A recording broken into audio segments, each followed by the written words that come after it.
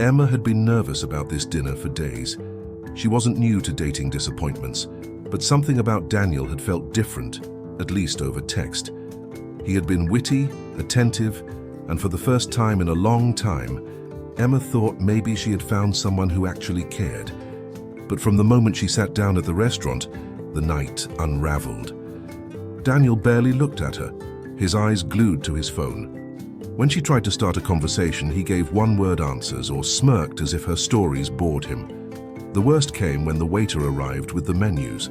Daniel didn't even glance at Emma before ordering 2 appetizers, both things she hated, and then joked loudly about her small appetite when she ordered only a salad.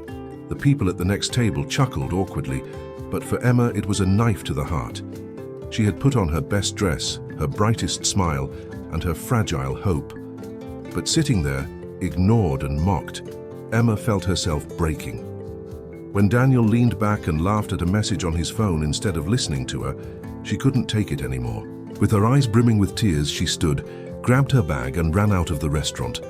Emma pushed through the doors and stepped into the cool night air, her chest heaving. Tears streamed down her face as she hurried down the sidewalk, replaying every humiliating second. She hated herself for believing this would be different, for caring enough to hope. She stopped near the corner trying to catch her breath when she heard footsteps behind her.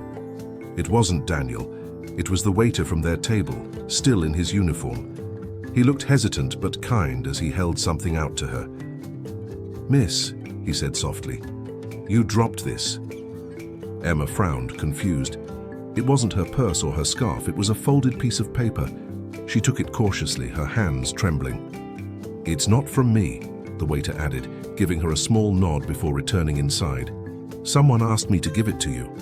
Emma unfolded the note, her heart racing.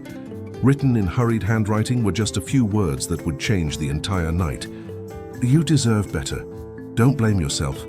Emma stared at the words, her hands trembling as tears blurred her vision. "You deserve better. Don't blame yourself."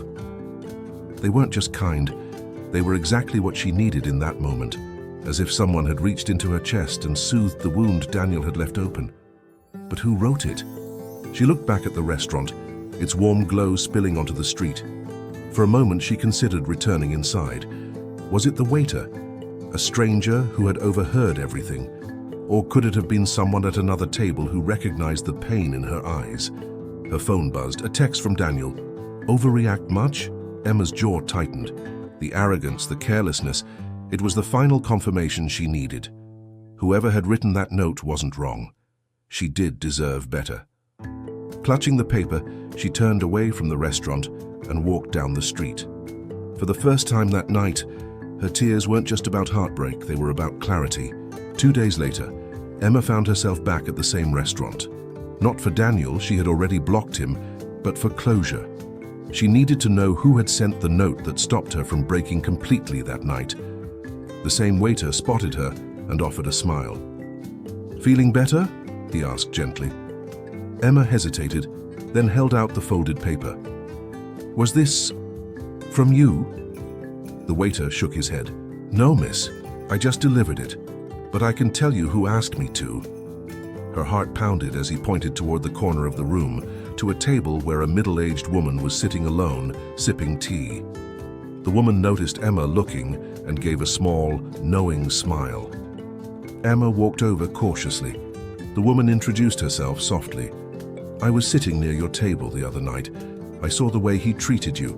I wanted you to remember it wasn't your fault. Men like that don't deserve your tears."